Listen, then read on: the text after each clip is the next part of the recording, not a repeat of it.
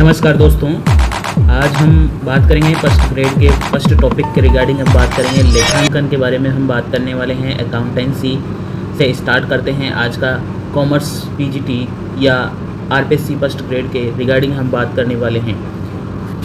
तो टॉपिक आपको पहला टॉपिक हम आज पीडीएफ के माध्यम से समझाने वाले हैं। जो भी अगर आपके डाउट हैं तो आप कमेंट सेक्शन पर लिख सकते हैं, और अब आपको लगता है कि वीडियो बहुत ही शानदार है, अच्छा है और समझाने में कोई कसर नहीं छोड़ी है तो प्लीज़ लाइक और शेयर करना है। तो स्टार्ट करते हैं अकाउंटिंग को, और अकाउंटिंग के इस टॉपिक के साथ में हम आज ले रहे हैं लेखांकन को। और लेखांकन के पहले इतिहास के बारे में हम जानकारी प्राप्त करते हैं कि इतिहास आखिर क्या है, क्या रहा है अकाउंटिंग का इतिहास, किस प्रकार से लेखांकन का उद्भव हुआ, किस प्रकार से लेखांकन हमारे जीवन में दैनिक जीवन में आया है। तो उसके बारे में हम यहाँ पर थोड़ा सा जानकारी प्राप्त कर लेते हैं। तो इतिहास भारत के जो भारत हैं अपने वहाँ पर कैसे आया, तो सबसे पहले हम इतिहास के बारे में जानकारी प्राप्त करते हैं। लेखांकन का इतिहास, भारत में लेखांकन का इतिहास उतना ही प्राचीन है जितना कि मुद्रा है। जितना ही अपने देश में एक करेंसी आई है, जितने देश में हमने रुपया को लिया है, मुद्रा ली है, उतना ही पुराना हमारा लेखांकन है, क्योंकि लेखांकन और मुद्रा का डायरेक्ट रिलेशन है, आप जानते हैं। तो लेखांकन का इतिहास लगभग 5000 ईसा पूर्व को माना जाता है। तो कितना पुराना है हमारा लेखांकन, अकाउंटिंग कितना पुराना है, 5000 ईसा पूर्व माना जाता है। ईसा पूर्व यानी कि पहले का माना जाता है। लेखांकन विचारों में अकूत कोश रूपी कौटिल्य की 1700 ईस्वी की रचना मानी जाती है। अब एक कौटिल्य ने एक रचना लिखी है अर्थशास्त्र, जिसमें मुद्रा के बारे में, लेखांकन के बारे में वर्णन किया है। तो ये प्राचीनतम ग्रंथ होगा जो अर्थशास्त्र है कौटिल्य का। उसने हमारे लेखांकन को आगे बढ़ाया है।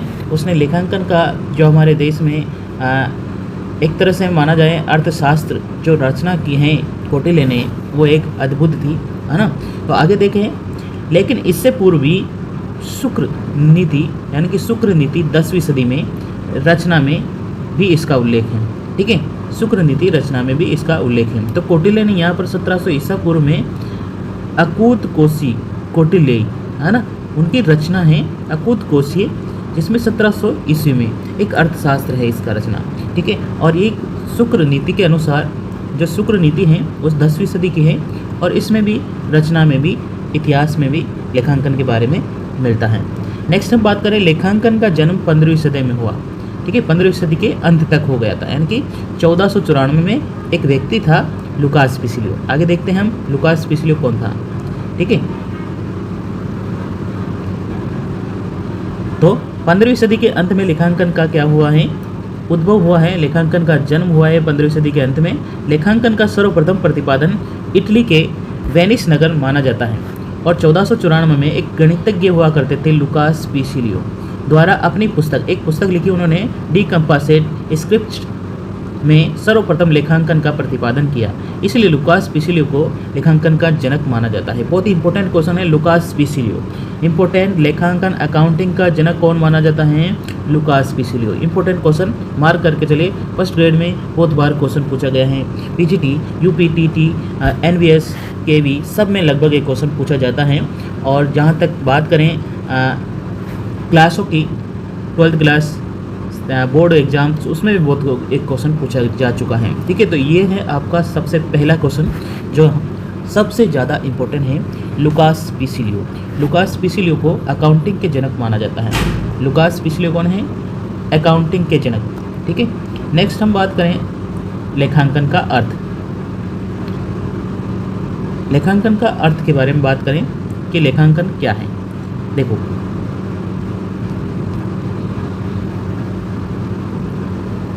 लेखांकन का अर्थ, सबसे पहले ट्रांजैक्शन की पहचान की जाती है, उसके बाद उसका लेखांकन किया जाता है, उसके बाद उसका क्लासिफिकेशन यानी कि वर्गीकरण किया जाता है, और समराइजेशन यानी कि सारांश के रूप में अंतिम खाते बनाए जाते हैं। ठीक है, तो लेन देन पहचान किसकी होगी, लेन देन से संबंधित। लेन देन पहचान करने के लिए काम है, कोई भी ट्रांजैक्शन है तो लेन देन पहचान करते हैं। ठीक है, उसके बाद जनरल एंट्री की जाती है, लेन देनों को दर्ज किया जाता है, लिखा जाता है। ठीक है, उसे लेखना कहेंगे, लेन देनों का दर्ज करना। ठीक है, और यहाँ तक का जो वर्गीकरण है हमारा, वो क्या कहलाता है, बुक कीपिंग। यानी कि बुक कीपिंग कहलाता है। उसके बाद लेजर बनती हैं, लेजर एंट्री होएगी और अंतिम खाते बनेंगे। ठीक है, अंतिम खाते फाइनल अकाउंट, जिसमें profit and loss account, trading account और बैलेंस शीट बनती हैं। ठीक है, तो सबसे पहले अकाउंटिंग की पहचान की जाएगी, कौन सा ट्रांजैक्शन लिखने लायक हैं या कौन सा व्यवहार हम पुस्तकों में दर्ज कर सकते हैं, कौन सा नहीं कर सकते हैं। जिसको मुद्रा के रूप में मापा जा सकता है वो सभी ट्रांजैक्शन लेन देन यानी कि लेखांकन के लिए आवश्यक है। ठीक है, और जिसको मुद्रा के रूप में नहीं माना जा सकता, जिसको माप नहीं सकते हम, जैसे कि मान लीजिए कोई भी हैं उसको मुद्रा के रूप में नहीं मान सकते, माप सकते, उसको लेखांकन में दर्ज नहीं किया जाता है। उसके बाद उस व्यवहार को, जैसे मान लीजिए हमारे सामने पता चल गया कि ये व्यवहार लिखना है और ये लिखने लायक हैं, यानी कि किसी से अपने व्यवहार किया, मजदूरी चुकाई, सैलरी चुकाई, वेतन दिया, ठीक है, या गुड्स परचेज किया, माल परचेज किया, ठीक है, या फिर सेल्स किया, ठीक है, फर्नीचर परचेज किया, सेल्स किया, यानी कि इन्वेस्टमेंट किया, कुछ भी किसी प्रकार का ट्रांजैक्शन जिसको हम मुद्रा के रूप में माप सकते हैं, उसकी पहचान होगी सबसे पहले, और उसको जनरल एंट्री, उसकी सबसे पहले जनरल एंट्री की जाएगी। ठीक है, अब जब जनरल एंट्रियाँ हो जाएगी, बहुत सारी जनरल एंट्रियाँ, जैसे मान लीजिए इसमें जनरल एंट्री हो गई, अब इसको सभी की जनरल एंट्री होएगी, तो इनको एक साथ बहुत सारी जनरल एंट्रियाँ होएगी, तो इनका इस सारांश के रूप में एक लेजर बनाया जाता है, जिसको क्लासिफिकेशन लेजर अकाउंट कहते हैं। यानी कि लेजर यानी कि जो खाते रहते हैं वो लेजर खाते यानी कि खतौनी करना कहते हैं। ठीक है, और उसके बाद में उन खातों की सूची बनाई जाएगी, खातों की एक सूची बनाई जाएगी जिसे आपको तलपट, जिसको तलपट कहते हैं, ट्रायल बैलेंस कहते हैं, उसमें एक सूची बनाई जाएगी, और सूची बनाने के बाद उसका एक फाइनल अकाउंट बनाया जाता है, अंतिम खाते, जिसको अंतिम खाते के रूप में जाना जाता है। ठीक है, नेक्स्ट हम बात करते हैं आगे। लेखांकन एक ऐसी प्रक्रिया है जिसमें सर्वप्रथम व्यवहारों में होने वाले लेन देनों यानी कि ट्रांजैक्शन की पहचान की जाती है। उसके बाद उसका प्रारंभिक लेखा पुस्तकों यानी कि जनरल में दर्ज किया जाता है, और उसका वर्गीकरण एवं सारांश ज्ञात किया जाता है। उसके बाद अंतिम खाते, अंतिम परिणाम यानी कि फाइनल अकाउंट बनाए जाते हैं। तो सबसे पहले लेखांकन की प्रक्रिया क्या है, एक सर्वप्रथम व्यवहार में पहचान की जाती है ट्रांजैक्शन की, और उसके बाद प्रारंभिक लेखा पुस्तकों में दर्ज किया जाता है यानी कि जनरल एंट्री की जाती है। उसके बाद वर्गीकरण किया जाता है, लेजर बनाई जाती हैं। ठीक है, उसका सारांश निकाला जाता है यानी कि ट्रायल बैलेंस बनाया जाता है, और अंतिम खाते यानी कि तलपट बनाया जाता है। अंतिम खाते यानी कि ट्रेडिंग, प्रॉफिट एंड लॉस और बैलेंस शीट बनाई जाती हैं। तो ये अंतिम खाते कहलाते हैं फाइनल अकाउंट। अंतिम खाते में क्या आएगा, trading account, profit and loss account और बैलेंस शीट।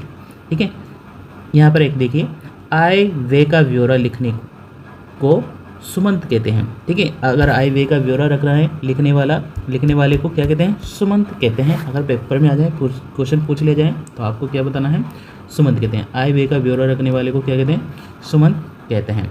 अभी महत्वपूर्ण तथ्य आप जानकारी आपके लिए इम्पोर्टेंट है परीक्षा की दृष्टि से।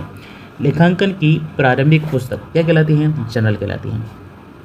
पुस्तक पालन यानी कि बुक कीपिंग लेखांकन का आधार है। ठीक है, क्वेश्चन आ जाए, लेखांकन का आधार किसे कहते हैं, बुक कीपिंग को कहा जाता है। लेखांकन का अर्थ समाप्त होने के पश्चात ऑडिट का प्रारंभ होता है, मतलब अकाउंटिंग क्लोज होएगी, उसके बाद ऑडिटिंग स्टार्ट हो जाती है। लेकिन अकाउंटिंग क्लोज के बाद ऑडिटिंग स्टार्ट हो जाती है।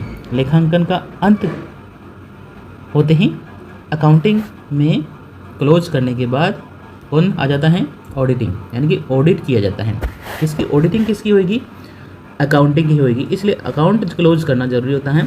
अकाउंट क्लोज होने के बाद ही तो ऑडिटिंग होएगी। ऑडिटिंग किसकी होएगी, लेखांकन की। ठीक है, तो लेखांकन के समाप्त होने के पश्चात अंकेक्षण यानी कि ऑडिटिंग का कार्य प्रारंभ हो जाता है। ठीक है, नेक्स्ट है पुस्तक पालन का कार्य समाप्त होने के पश्चात लेखांकन प्रारंभ हो जाता है। ठीक है, तो समझ में आया, पुस्तक पालन यानी कि बुक कीपिंग क्लोज होएगी तब अकाउंटिंग आएगी, और अकाउंटिंग खत्म होएगी जब ऑडिटिंग आएगी। ठीक है, तो ये चार बातें बहुत ही परीक्षा में पूछी जाती हैं। ठीक है, बुक कीपिंग क्लोज होते ही अकाउंटिंग आ जाएगी, और अकाउंटिंग क्लोज होते ही ऑडिटिंग आ जाएगी। ठीक है, तो ऑडिटिंग आ जाएगी। तो ये बातें आपको ध्यान रखनी है। प्रारंभिक लेखांकन की प्रारंभिक पुस्तक को किसे कहते हैं, जर्नल को कहते हैं। और पुस्तक पालन यानी कि बुक कीपिंग किसका आधार है, लेखांकन का आधार है। ठीक है, नेक्स्ट हम बात करते हैं अगले बार तलपट के बारे में। तलपट यानी कि ट्रायल बैलेंस लेखांकन की गणितीय शुद्धता का पता लगाने के लिए तलपट बनाया जाता है। क्या बनाया जाता है, लेखांकन, अगर मान लीजिए आपने बहुत सारी एंट्रियाँ करी, बहुत सारे ट्रांजैक्शन करे, उसका पता लगाना है कि सही है कि नहीं है, यानी कि डेबिट और क्रेडिट का टोटल सेम है कि नहीं है। ठीक है, तो इसका पता लगाने के लिए हमें तलपट बनाने की आवश्यकता है। ठीक है, क्वेश्चन आ जाए परीक्षा में कि लेखांकन की गणितीय शुद्धता का पता लगाने के लिए क्या बनाया जाता है, तो तलपट बनाया जाता है। इसमें क्या होता है, इस विषय को गणितीय विषय का अंग माना जाता था और महाजनी गणितज्ञ की पार्टी गणित के रूप में जाना जाता है। सन 1950 में सन 1950 के उपरांत यह पूर्णतः सूचना प्रणाली के रूप में विकसित हुई और इस काल में निम्न संस्थानों का प्रादुर्भाव हुआ। ठीक है, ICAI यानी कि इंस्टीट्यूट ऑफ चार्टर्ड अकाउंटेंट आया पहले। ठीक है, ICAI institute of chartered accountant of India. ठीक है, ICWAI institute of post work accountancy of India. ठीक है, ICSI institute of company secretary of India. ठीक है, तो ये प्रमुख संस्थाएं हैं अकाउंटिंग की, जिनको आपको इनके आप पढ़ने, जैसे आप CA बनना चाहते हैं तो आप कौन से कार्यालय में जाएंगे, कहाँ पर रजिस्ट्रेशन होगा आपका, तो ICAI। अगर आप पोस्ट अकाउंटेंट बनना चाहते हैं तो ICWAI। ठीक है, और अगर आप कंपनी सेक्रेटरी यानी कि CS बनना चाहते हैं तो ICSI। ठीक है, नेक्स्ट हम बात करें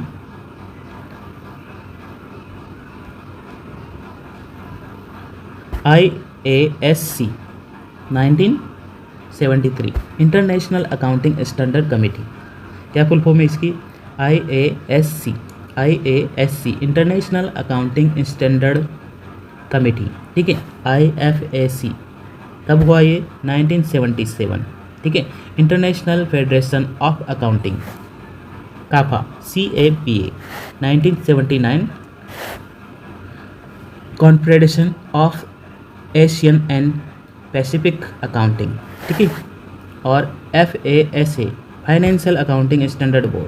ठीक है, नेक्स्ट हैं, तो ये प्रमुख संस्थाएं जो आप इनकी फुल फॉर्म याद रख सकते हैं, परीक्षा में पूछी जा सकती हैं। FASB financial accounting standard board, ASB 1977 accounting standard board. Companies act कौन सा लग रहा है अभी, जो 2013, पहले कौन सा था 1956। ठीक है, तो कंपनीज एक्ट, पुराना कंपनीज एक्ट पूछ जा सकता है। अब अपन बात करेंगे लेखांकन की अवधारणा के बारे में। ठीक है, लेखांकन की अवधारणा को हम नेक्स्ट वीडियो में लेने वाले हैं। तो यहाँ तक आपको अगर कोई डाउट है तो आप कमेंट सेक्शन पे लिख सकते हैं। वीडियो अच्छा लगा हो तो लाइक और शेयर करना है। चैनल अभी तक सब्सक्राइब नहीं किया है तो सब्सक्राइब कर लीजिए, ताकि आपको फर्स्ट ग्रेड से यानी कि कॉमर्स से जुड़ी हुई सभी वीडियो आपको टॉपिक वाइज मिल सके। थैंक यू, धन्यवाद।